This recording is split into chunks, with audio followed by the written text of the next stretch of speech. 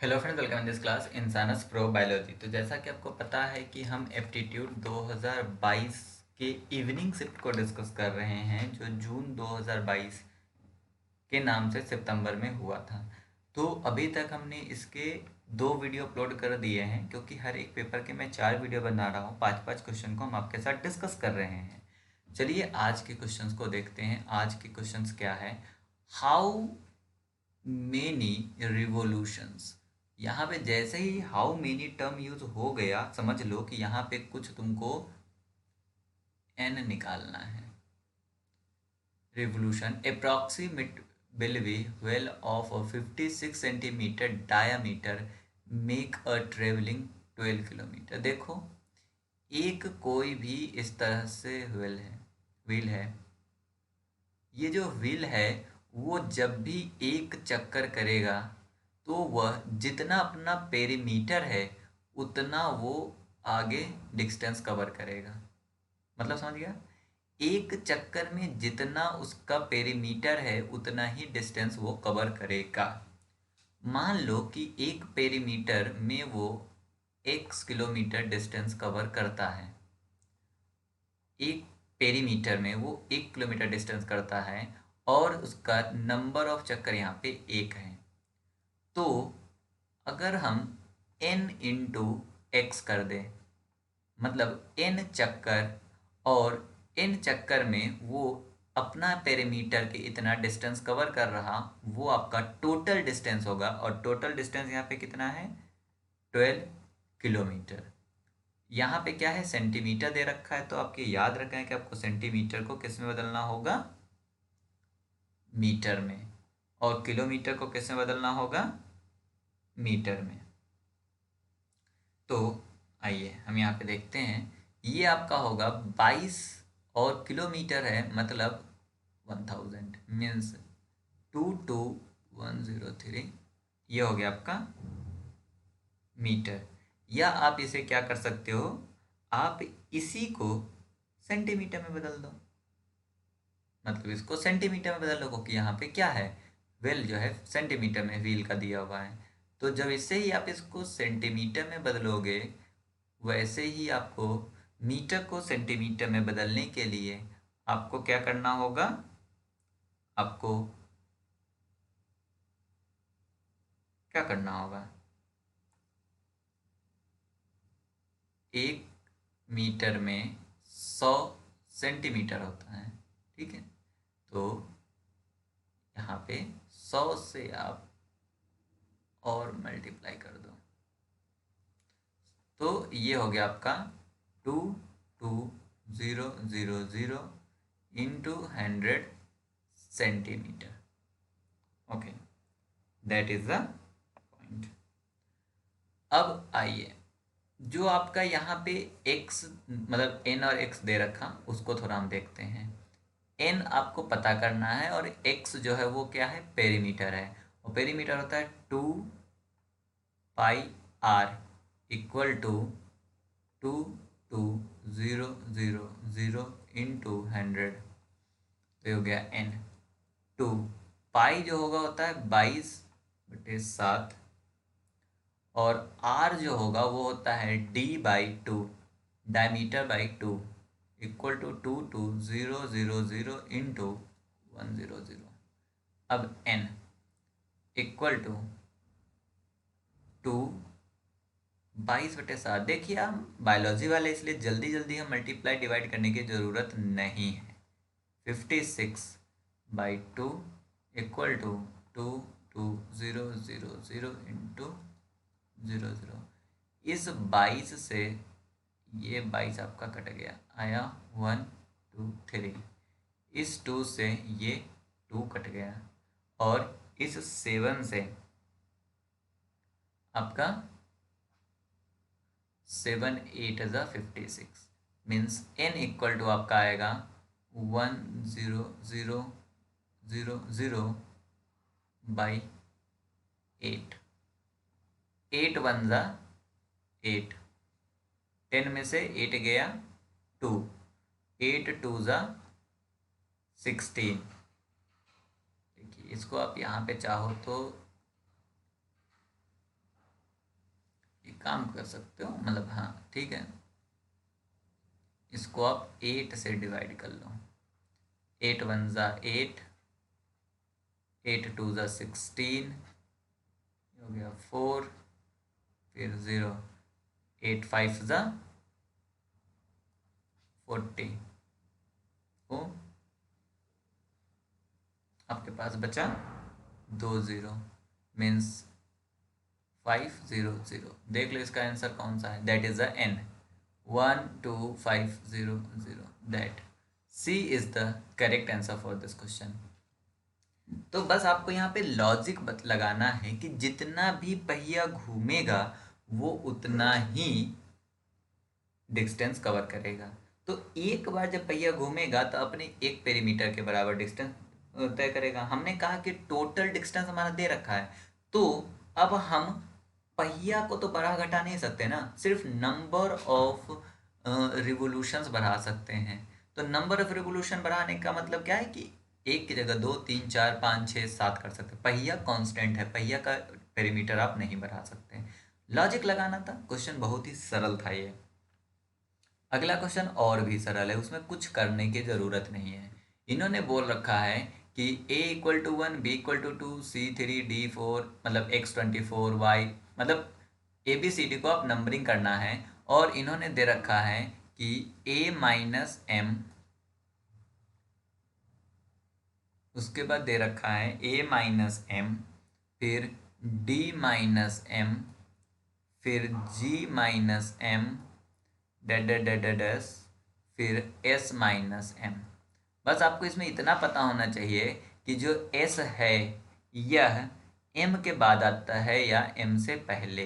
तो याद रखिएगा s जो है वो m के बाद आता है। मे बी आपको ABCD आती चाहिए।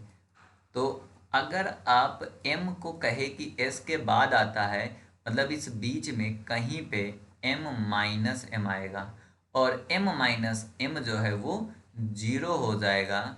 यहाँ की वैल्यू आप कुछ भी ले लो, जब 0 से आप मल्टीप्लाई करोगे तो आंसर आपका 0 ही आएगा। तो ये क्वेश्चन ज़्यादा दिमाग लगाने वाला था भी नहीं, छोटा सा थोड़ा सा दिमाग लगा के आप इसको सही कर सकते थे। अगला क्वेश्चन को अगर आप मैथमेटिकल पॉइंट ऑफ व्यू से जाओगे तो बहुत ही ज़्यादा डिफिकल्ट होगा, तो आप इसे लॉजिकल पॉइंट ऑफ व्यू से जाओ। हमने कहा यहाँ पे बस 2-3 चीज़ें याद रखना है कि कंपाउंड इंटरेस्ट यूज़ किया गया है, ठीक है। हमने कहा कि आप x रुपया आपने दिया होगा, और x रुपीज़ जो दिया है वो 500 डे में 80,000 हो गया है। In deposit in the bank which pay interest on its deposit compounded daily grow to the 80,000 for 500 day, और नेक्स्ट 500 में ये जो है आपका बैंक जो है आपको 88,000 दे रहा है। अगर ये आप नहीं भी लिखते हो तो 80,000 आपने शुरू में दिया होगा, जिसमें से 80,000 इन्होंने आपको 500 डे के बाद बैंक वालों ने आपको 80,000 दिया। अगर आप इन दोनों को माइनस करते हो तो आपको पता चलता है कि यह टोटल 1,000 आएगा, और जो 8,000 आएगा, और 8,000 और इन दोनों के बीच में अगर आप परसेंटेज निकालते हो तो ये आपका 10% होगा। आपका R इक्वल होना चाहिए। अब क्वेश्चन ये है कि 1000 डे में 1000 में 500 बीत चुका है, आपका बचा है 500 और।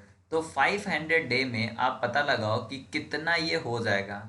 सेम कंपाउंडिंग का यही नियम है कि अगर आप सिंपल इंटरेस्ट निकालते हो तो simple interest is based on your primary amount, मतलब 80,000 पे डिपेंड करता है। बट सिंपल कंपाउंड जो है, कंपाउंड वाले में यह 88,000 जो है 88,000 जो है यह as a principal amount use होगा, और इसका 10% आपका बैंक देगा। और जब 88,000 का 10% निकालोगे तो ये 10% आपका 8800 आएगा, और 8800 इन दोनों में जब ऐड करोगे तो ये आपका आएगा 96,800। तो आपको 1000 दिन बाद जो है वो 88 देता है। ओके, मतलब ये 500 यहाँ पे दे रखा है। 1000 बाद मतलब 5 और 5 10, 88 दे रहा। अब इसमें आपको 1500 डेज बाद बताना है, तो 15 में मतलब 500 और ऐड कर दोगे तो आपका ये 1500 होगा। और आपको 88 का 10% मतलब 8800 रुपीज़ प्लस 88,000 दोनों को ऐड कर दोगे, 96,800 रुपीज़ आपको बैंक देगा। तो आपको यहाँ पे बस कंपाउंडिंग और सिंपल का ध्यान देना था। जब भी आपका सिंपल इंटरेस्ट होता है तो जो आपकी मनी आपको दी जाती है वो आपके प्रिंसिपल अमाउंट से दी जाती है, लेकिन कंपाउंडिंग में जो इंटरेस्ट ऐड होके यूज होता है that are act as the principal amount. तो हर एक स्टेप के बाद वो प्रिंसिपल अमाउंट की तरह बिहेव करता है। ये क्वेश्चन और भी सरल है, देखो कैसे, इसमें कुछ करने की जरूरत ही नहीं है।